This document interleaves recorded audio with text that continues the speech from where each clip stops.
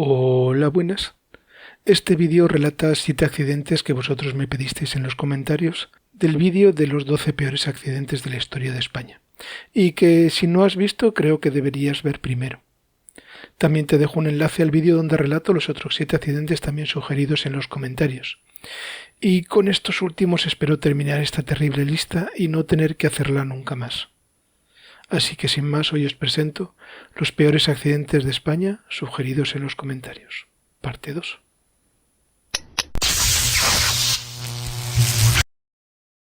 Un accidente en vuelo ocurrió durante la maniobra de aproximación al peligrosísimo aeropuerto de Los Rodeos, en Tenerife, el 25 de abril de 1980.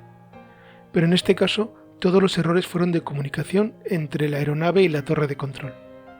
El vuelo había salido de Inglaterra 4 horas antes y traía 136 turistas a disfrutar de la eterna primavera tinerfeña. Pero cuando ya había comenzado la maniobra de aproximación, la torre de control le dice que ha de iniciar una maniobra de espera, porque otro avión tiene prioridad. Pero dicha maniobra no está en las cartas de navegación y la comunicación con la torre es confusa y lenta. Las dudas en cabina aumentan y los datos se dan tarde. El avión, envuelto en las nubes que se crean alrededor del volcán, tiene muy poca visibilidad. La mala comunicación le hace girar a la izquierda en lugar de la derecha, y allí se encuentra con la ladera del Teide, un pinar a más de 2000 metros de altura que aparece de repente entre la bruma, y el avión no lo puede esquivar. La zona del accidente fue encontrada unas 4 horas después, pinos desmochados y restos por todas partes en una zona de difícil acceso.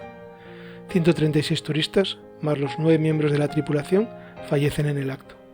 Aún hoy, en 2023, se pueden encontrar restos del accidente en la ladera entre las agujas secas de los pinos.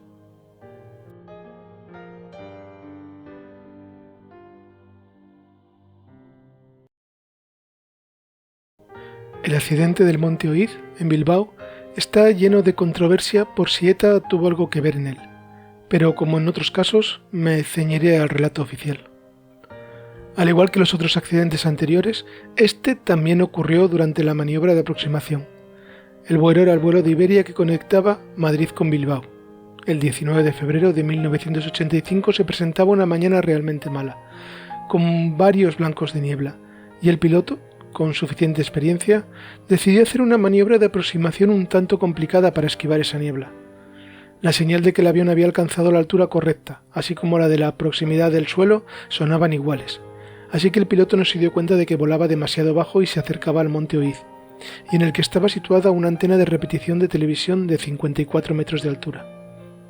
El avión golpea la antena con el ala izquierda, y entonces pierde el control, virando bruscamente y estrellándose contra la ladera por la que se desliza, rompiéndose en 1000 pedazos. La proximidad de la ciudad hace que muchos curiosos se acerquen a ver qué ha pasado, algunos con buenas intenciones, pero otros solo a cotillear y unos cuantos a sacar fotos truculentas que luego vendieron a diarios sensacionalistas. Los cuerpos de seguridad no estaban preparados y todas las labores de asistencia fueron un circo. 148 personas fallecieron ese día. 8 aún están sin identificar. Todo el tratamiento de la noticia fue realmente deleznable.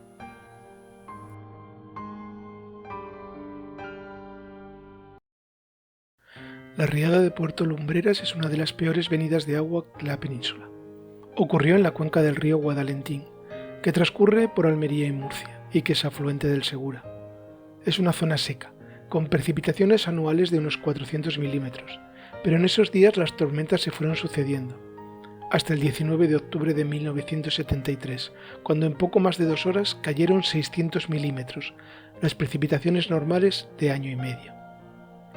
El cauce no dio abasto, y el agua arrastró una gran cantidad de material sólido, lo que aumentó muchísimo los destrozos. El pueblo de Puerto Lumbreras se llevó la peor parte, quedando totalmente inundado. El puente de la localidad, situado 8 metros por encima del río, desapareció bajo las aguas. Y todo lo situado en los márgenes fue arrastrado. Solo en esta localidad fallecieron 89 personas, pero ahí no acabó todo. Todos los ríos de la zona crecieron, dejando un rastro de cadáveres a su paso. 13 víctimas mortales en Lorca, 10 en Vélez Rubio y en La Rábita, en la provincia de Granada, Los restos sólidos hicieron presa en el puente y al ceder arrastró miles de toneladas de agua y escombros de varios metros de altura, acabando con la vida de 50 habitantes más. En total, 150 personas fallecieron ese día. Miles de animales de granja, toda la cosecha, cientos de millones en pérdidas materiales. Estaba oscureciendo en la bahía de Cádiz aquel 18 de agosto de 1947, cuando el cielo se tiñó de rojo. Una explosión arrasó la ciudad y todo el puerto. Una explosión que se vio desde Ceuta y se escuchó hasta en Portugal. El polvorín de la Armada había explotado. La Armada tenía 2 polvorines con restos de la Guerra Civil, terminada 3 años antes, y allí almacenaba minas marinas, torpedos y cargas de profundidad, sin cuidado ni mantenimiento ninguno, y por supuesto sin ninguna medida de seguridad. El deterioro de algún explosivo comenzó la deflagración, y casi al unísono todo el explosivo, unas 200 toneladas, borraron del mapa todo en la zona. Las antiguas murallas de la ciudad aguantaron y contuvieron gran parte de la onda expansiva, si no los daños hubieran sido mucho mayores.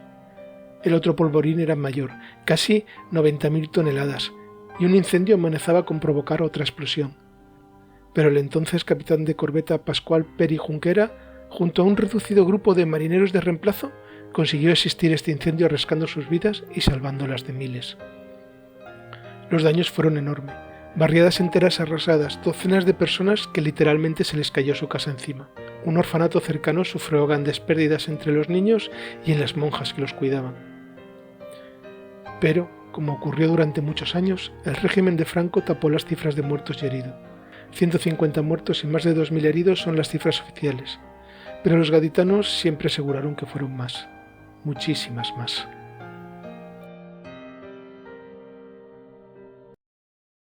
Otra vez, y con esta van 3, traemos al fatídico aeropuerto de Los Rodeos en Tenerife con otro terrible accidente.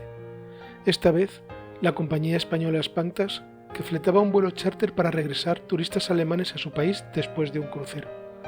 El avión era un polémico Convair 990, que aquella mañana del 3 de diciembre de 1972 rodaba por la pista del fatídico aeropuerto. Aún no había amanecido, y la lluvia y la niebla restaban muchísima visibilidad. No se sabe si por esta causa el piloto perdió el centro de la pista, o pensó que ésta se terminaba ya, o tal vez fue un fallo de los motores que no le dieron potencia suficiente, pero algo hizo que elevara el avión sin alcanzar la velocidad de sustentación, y a los pocos metros el avión cae contra la pista. La torre de control apenas ve una deflagración entre la niebla, y cuando llegan allí nada pueden hacer. El avión se ha desintegrado contra el suelo. Todos los pasajeros alemanes y toda la tripulación española fallecen en el acto. 155 muertos que suben a la terrible cuenta del aeropuerto. Este accidente, pese a ser el tercer peor accidente de la aviación en la historia de España, es uno de los grandes olvidados, y ni siquiera hay una placa de recuerdo en memoria de las víctimas. El Sirio era un barco italiano que partió de Génova con dirección a las Américas, cargado de inmigrantes que esperaban una vida mejor. Antes de abandonar el Mediterráneo, iba haciendo escalas para recoger más pasajeros oficiales y también inmigrantes ilegales que no permiten saber el número exacto de pasajeros del barco. Eran las 4 de la tarde de un caluroso 4 de agosto de 1906. 4 agosto alle 5 di sera. El mar estaba en calma y la visibilidad era magnífica. Por eso, es incomprensible que el barco se acercara a las rocas que rodean las Islas Hormigas, frente a las costas murcianas. El barco choca contra una de estas rocas, la proa se sale del agua y una gran grieta se abre en el casco. Los camarotes de primera se inundan rápidamente y el barco escora peligrosamente. El capitán y los miembros de la tripulación se embarcan en un bote los primeros, dejando a los pasajeros a su suerte. Y en el barco, las luchas por un bote o un salvavidas llegan a las cuchilladas e incluso los disparos. Pero el barco iba sobrecargado y no había salvavidas o botes para todos, así que mucha gente cae al mar. Del cercano puerto de Palos salen varios barcos de pescadores al rescate. Alguno consigue salvar a cientos de personas, pero nunca sabremos las cifras de esta catástrofe, ni tan siquiera el número de supervivientes. Las cifras oficiales más aproximadas hablan de 240 fallecidos. Algunos incluso doblan esa cifra, en el que es el hundimiento del barco civil con más víctimas en la historia de España.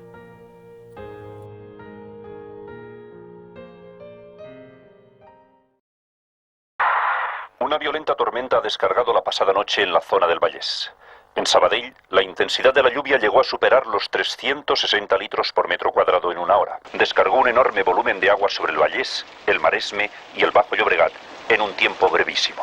La riada del Vallés Occidental, en Terrassa, vino precedida de la inmigración irregular de gente de otras zonas del país a Cataluña en los años 50. Gente que construyó precarias casas en las riberas de los cauces secos de las Ramblas, sin ningún orden urbanístico. La gente de la zona sabía que cada cierto tiempo los ríos crecían y las Ramblas se inundaban, pero los forasteros no. Además de instalarse también en ese área inundable pequeñas empresas y talleres. Ocurrió lo que todos lamentaban. El 25 de septiembre de 1962, en la cuenca del Vallés Occidental cayeron 212 litros por metro cuadrado en solo 3 horas. Y todas las cuencas y regatos crecieron enormemente, arrastrando todo a su paso, en especial esas chabolas y construcciones precarias de los barrios pobres situados en las riberas.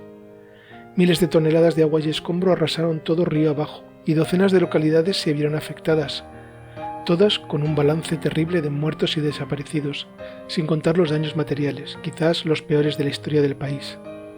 ¿Cuántos fallecidos? Pues no se sabe, porque la mayoría de los inmigrantes que vivían en estas casas no estaban registrados en ninguna parte. He encontrado cifras que van desde los 300 a más de 1000, y nunca sabremos la cifra exacta, pero es sin duda una de las peores tragedias ocurridas en el país.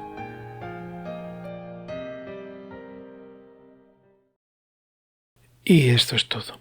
Un recuerdo y mi mayor respeto para todas las víctimas de estos accidentes, y el deseo de que nunca más tenga que añadir ningún accidente a esta lista. Dadme un like si os ha gustado el vídeo y suscribíos para que pueda seguir sorprendiéndoos, porque esto es España Asombrosa.